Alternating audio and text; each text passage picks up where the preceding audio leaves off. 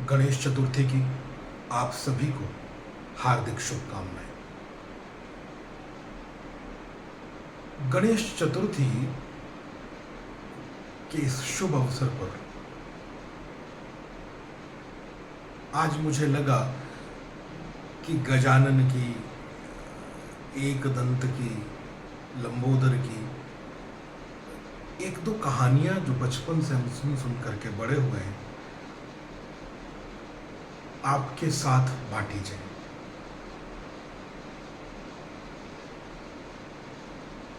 गणेश हमारे धर्म के एक अद्भुत देवता हैं, अद्भुत ईश्वर हैं,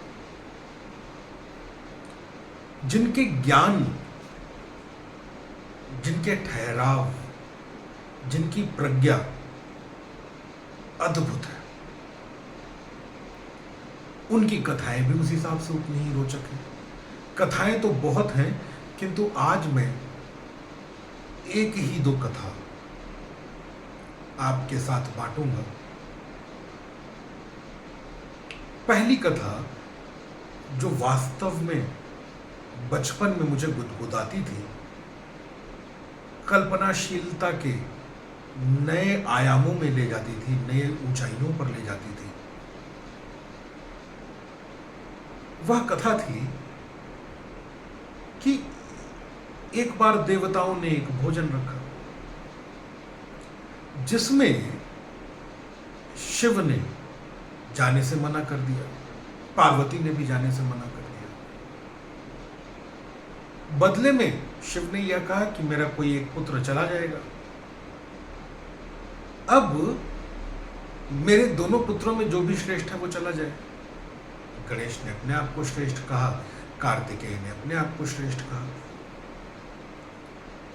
तो यहां पर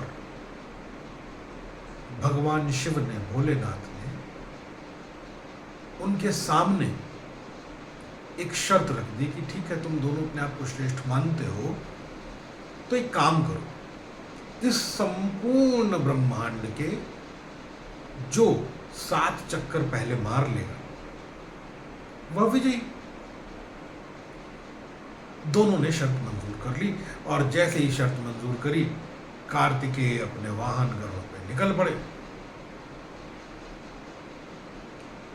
लगाने लग गए चक्कर ब्रह्मांड का।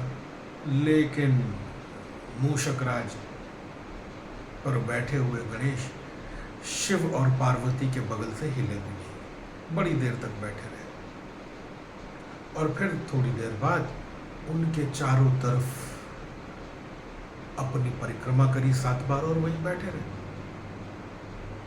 थोड़ी देर बाद हांफते हांफते कार्तिकेय वहां पहुंचे और बोले मैं विजयी हुआ। किंतु सबके आश्चर्य का कारण तो तब हुआ जब गजानन भी बोले नहीं, जीता तो मैं हूं। भाई कैसे जीते हो, सबने पूछा। तुम तो अपनी जगह से जरा सा हिले, बस माता पार्वती और शिव की प्रदक्षिणा करी और वहीं बैठे हुए हो, तो भला ब्रह्मांड तुमने कैसे पहले चक्कर लगा लिया? विजयी तो कार्तिकेय है। तो यहां पर श्री गणेश मुस्कुराते हैं और कहते हैं कि मैंने अपने ब्रह्मांड की प्रदक्षिणा करी है, मैंने अपने ब्रह्मांड की परिक्रमा करी है और मेरा ब्रह्मांड और कोई नहीं, मेरे माता पिता के चरण हैं।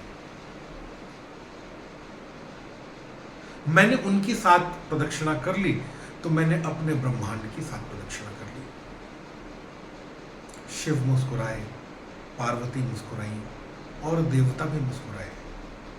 प्रश्न ये उठा कि आखिर सत्य कौन बोल रहा है, कार्तिकेय या गणेश? खैर, विजयी गणेश हुए और जिसकी वजह से उन्हें आशीर्वाद मिला कि जब कभी भी देवताओं की पूजा होगी, कहीं पर कुछ भी पूजन हवन होगा, तो सबसे पहले गणेश को याद किया जाएगा।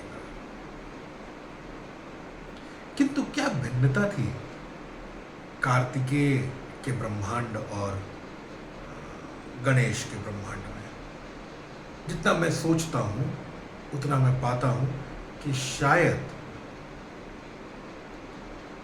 कार्तिकेय का ब्रह्मांड बाहरी दुनिया थी, जहां पर दूसरे लोग भी विराजमान हैं, जहां पर बाहर का संगीत है, बाहर के झरने हैं, बाहर की वर्षा है, बाहर के लोग हैं। किंतु जो गणेश का ब्रह्मांड है वो उनके मन में समाया हुआ है, अंतः ब्रह्मांड,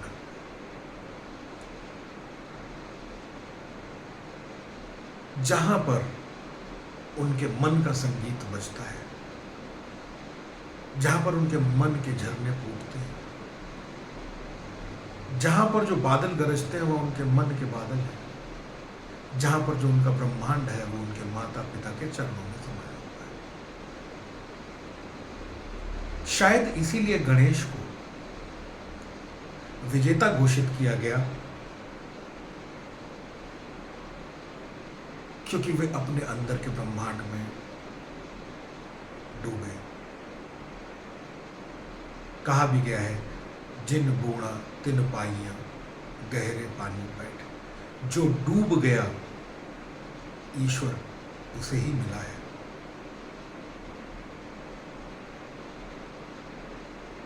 अगली एक पंक्ति थी, काहे रे बन ढूंढने जाए, तुम किसको बाहर जंगल में ढूंढने जा रहे हो, मैं तो तुम्हारे ही मन में हूं। ऐसे ही एक दूसरी कथा सुन सुन के बड़ा हुआ, हालांकि वो दो कथाएं थी।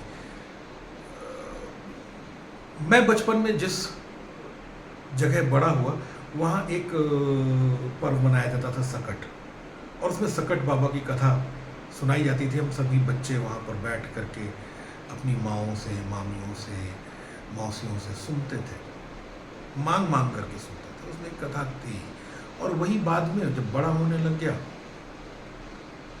तो गणेश जी के लिए भी सुनी। उस कथा का जिक्र कर रहा हूं। आप चाहें तो सकट बाबा की कथा मान लें, आप चाहें तो गणेश जी की कथा मान लें, किंतु कथा रोचक है। एक राजा के राज्य में एक कुम्हार रहता था। कुम्हार जो मिट्टी के बर्तन बनाते हैं, उसके घर में एक बहुत बड़ा आवा था जिसमें भट्टी थी, भट्टी में बर्तन पकाए जाते हैं। वो कितनी भी देर बर्तनों को पकाता, किंतु बर्तन कच्चे के कच्चे ही रह जाते। इस बात से वो बड़ा दुखी रहता। एक बार किसी पुजारी ने उसे सुझाव दिया कि अगर तुम जब बर्तन डालो और उसके साथ किसी बच्चे को भी अंदर डाल दो, तो तुम्हारे बर्तन उस दिन से पकने लग जाएंगे। भट्टी में, दधकती भट्टी में बच्चे को डाल देना, वो भी बर्तन पकाने के लिए। राय तो विचित्र थी, किंतु उसके मानने वाला भी और विचित्र। उसने एक बच्चे को अंदर डाल दिया भट्टी के, और साथ में बर्तन भी रख दिए। इधर बच्चे की माँ बच्चे को ढूंढने लग गई, इधर उधर ढूंढते ढूंढते पता नहीं कैसे वो गणेश जी की याद करने लग गई, प्रार्थना करने लग गई। गणेश जी ने उससे पूछा, क्या परेशानी है? तो वो बोली कि मेरा बेटा नहीं मिल रहा है। कहीं ऐसा तो नहीं है कि मैंने सुना है कि वह कुम्हार भट्टी में किसी बच्चे को डालेगा, कहीं मेरा बच्चा तो वहाँ नहीं चला गया। तो गणेश जी ने कहा, चिंता मत करो, तुम्हारे बच्चे को कुछ नहीं होगा। रात में उसने उस बच्चे के साथ, कुम्हार ने भट्टी में बर्तन पकने रखे और बच्चे को भी डाल दिया। बड़ा निर्ममता का कार्य रहा हो, किंतु किया गया। कथाएं हैं, कथाओं में बहुत सारी बातें होंगी। अगले दिन सवेरे जब कुम्हार ने वह दरवाजा खोला अपनी भट्टी का, तो देखा क्या, वह बच्चा सुरक्षित है और उसके साथ ही उसके बर्तन भी पक चुके हैं। राजा ने बुलाया, जब यह बात सुनी उसकी माँ को बुलाया और कहा कि ऐसा कैसे संभव है। तो माँ ने सारी बात बताई कि कैसे उसने गणेश जी की प्रार्थना करी और उनकी कृपा से उनका बच्चा जीवित है। यह तो है भगवान गजानन की, गणपति की कथाएं, किंतु गणपति की जो सोच है ना, जो हमारे समाज में व्याप्त है, वह अद्भुत है। अद्भुत इसलिए क्योंकि सबसे पहले हम जिन ईश्वर के बारे में सोचते हैं किसी भी पूजा पाठ में, वह संपूर्ण जीव जगत का द्योतक है, क्योंकि वह केवल, उनकी कल्पना हमने केवल एक मनुष्य शरीरधारी के रूप, देवता के रूप में नहीं करी, ईश्वर के रूप में नहीं करी। शीश है उनका गज का, आनन उनका गज का है, इसीलिए वो गजानन है। और लंबोदर है। ज़्यादातर भगवान बड़े बढ़िया आजकल के, जैसा हम सौंदर्य की परिकल्पना करते हैं, पेट अंदर, कंधे चौड़े, बाजुएं बड़ी अच्छी सी, चेहरा बड़ा सौम्य, किंतु गणेश ठीक उससे उलट हैं। जो लगता है मुझे बहुत सोच समझ करके बनाया गया होगा, उनको सबसे पहले पूजा करने का अधिकार जो दिया गया होगा, उनकी पूजा करने का अधिकार वह इसीलिए दिया गया होगा कि वे सांकेतिक रूप से हमारे जीव जगत को हमारे सामने जीवंत रूप में प्रस्तुत करते हैं।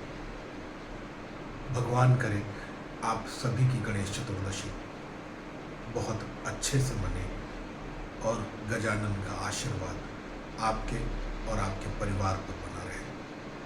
धन्यवाद।